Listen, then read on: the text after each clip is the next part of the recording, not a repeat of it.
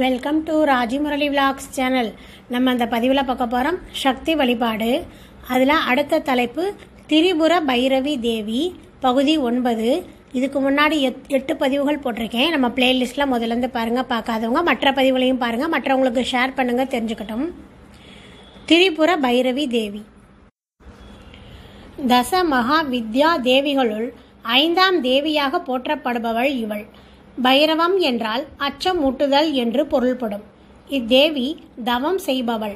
தவம் செய்து கொண்டே அச்சமூட்டுபவள். எப்படி? தவம் என்றால் தகிப்பது, சிந்தனையை ஒருமுகப்படுத்துவதே தவம். அது அக்னிமயமானது. இந்த அம்பிகையின் தவம் அக்னிமயமாக ஜொலிப்பதால் நம்மை அச்சமூட்டுகிறது. இவளிடம் உள்ளது ஞானாக்னி. இத்தேவியின் அருள் கிட்டிட்டால் கிட்டாதது ஏதுமில்லை. திரிபுரம் எரித்த பரமசிவனின் அம்சம் இவள். எனவே எப்போதும் இவள் திருமுன் நந்தியம்பெருமான் தியானம் செய்வார் என்று கூறப்பட்டுள்ளது. திரிபுரம் எனில் 3 இடங்களை குறிப்பதல்ல, அங்கிங்கெனாதபடி எங்கும் உள்ளவள் ஆதலால் திரிபுராந்தகி என்று தேவியை வழிபடுகிறோம். விழிப்பு, கனவு, உறக்கம் எனும் 3 அவஸ்தைகளை கடந்தால் முக்தி பெறலாம். சத்துவ, ரஜஸ், தாமசம் எனும் முக்குணங்களை கடந்தால் தூய நிலையை அடையலாம்.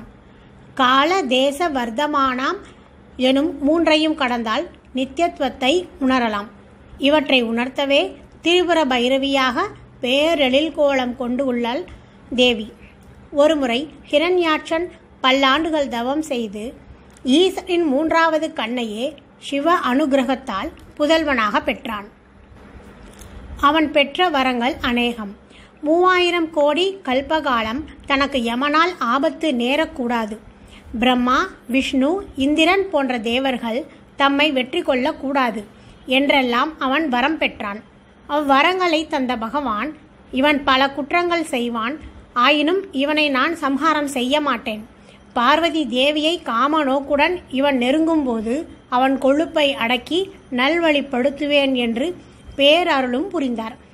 அவன் புகை நிற கண் கொண்டவனாய் பிறந்ததால் அந்தகன் என அவனுக்கு பெயர் ஏற்பட்டது.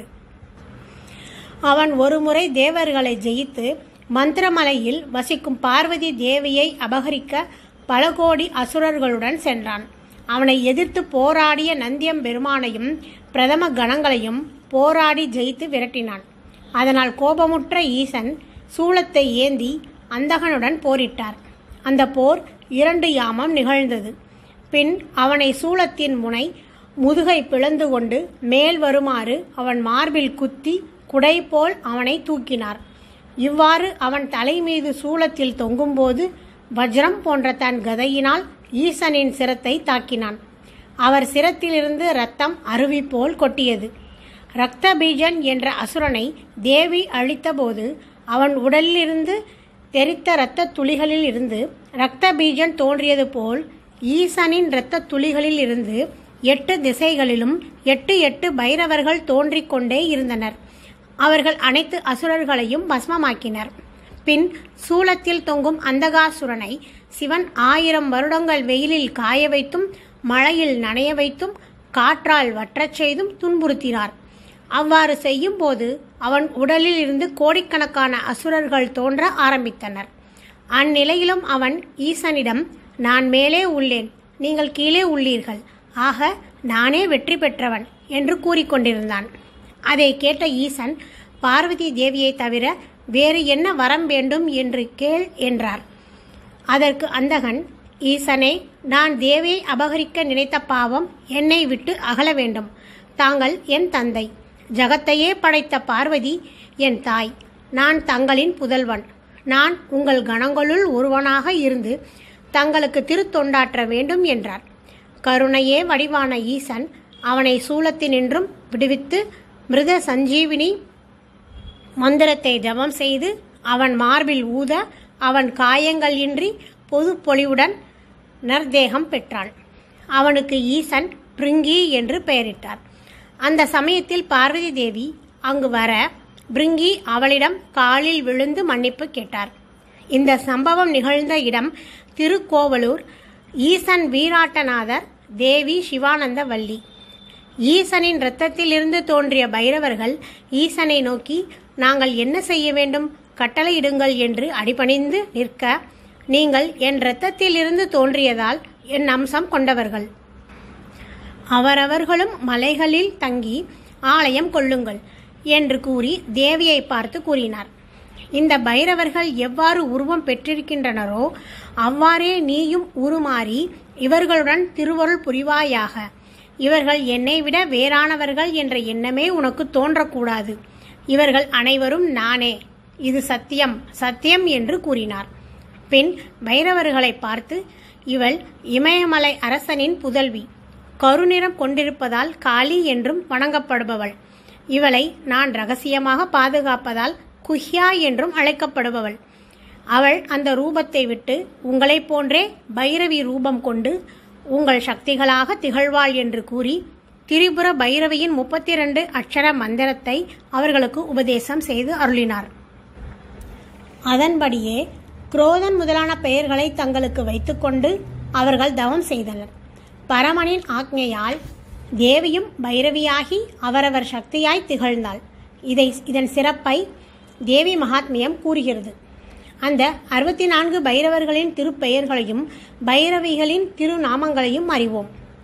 நீலகண்டர் ஜெயா, விஷாலாக்ஷர் விஜயா, மார்த்தாண்டர் ஜெயந்தி, முண்டனர் அபராஜிதா, ஸ்வச்சந்த பைரவர் திவ்ய மோகினி,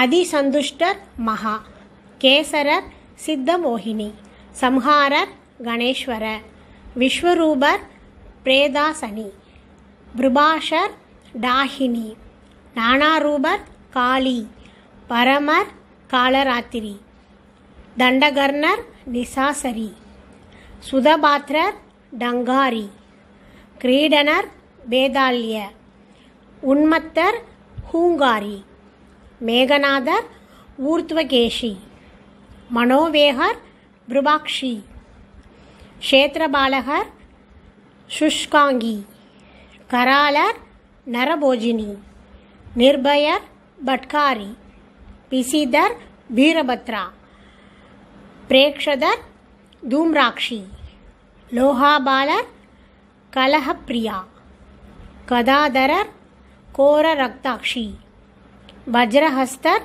விஸ்வரூபி, மகாகாலர் அபயங்கரி, பிரசண்டர் வீரகௌமாரி, பிரளயர் சண்டிகா, திரிபுராந்தகர் வாராகி, பூமிகம்பர் முண்டதாரிணி, பீஷர் ராட்சசி, சம்ஹாரர் பைரவி, குலபாலர் துவாங்கீஷ்ணி, ருண்டமாலா தூம்ரக்ஷி, ரக்தாங்கர் பிரேதவாகினி, பிங்கலேக்ஷணர் கட்கினி, அப்ரரூபர் தீர்கலம்போஷ்டி, தராபாலனர் மாலினி, பிரஜாபாலனர் மந்திரயோகினி, குலபைரவர் காளி, மந்திரநாயகர் சக்ரினி, ருத்ரபைரவர் கங்காளி, பிதாமகர் புவனேஸ்வரி, விஷ்ணு திரோடகி, வடுகநாதர் மகாமாரி, கபாலபைரவர் யமதூதி, பூதவேதாளர்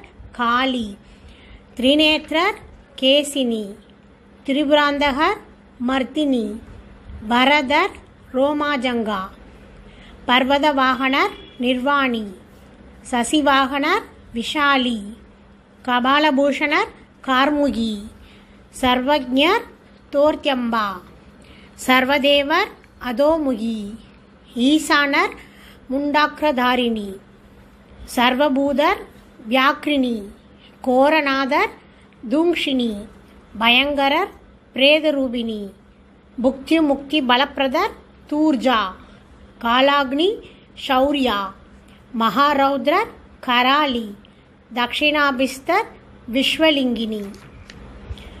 இந்த 64 பைரவர்களோடு கூடிய 64 பைரவிகளின் பெயர்களை கூறினாலே சகல காரிய சித்திகள் ஏற்படும், செல்வ வளம் பெருகும், குடும்ப சந்தோஷங்கள் பெருகும் என்று கூறப்பட்டுள்ளது. ஓகே ஃப்ரெண்ட்ஸ், இந்த பதிவு பெருசாக இருக்குது. இதோட மீதி பாதி பதிவு அடுத்த பதிவில் பார்ப்போம். பிடிச்சிருந்தா லைக் பண்ணுங்கள், கமெண்ட் பண்ணுங்கள், மற்றவங்களுக்கு ஷேர் பண்ணுங்கள். Thank you friends.